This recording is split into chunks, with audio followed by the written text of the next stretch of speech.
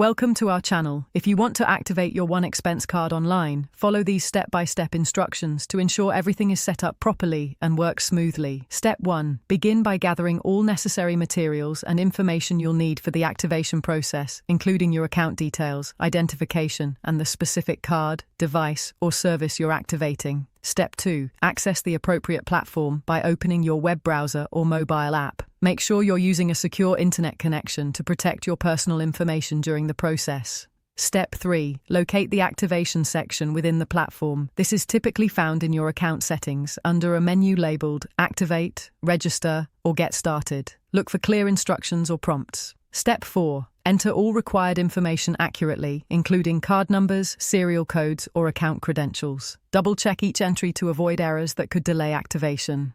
Step 5. Follow any verification steps that appear on screen. This may include receiving a confirmation code via text message or email, which you'll need to enter to proceed with activation. Step 6.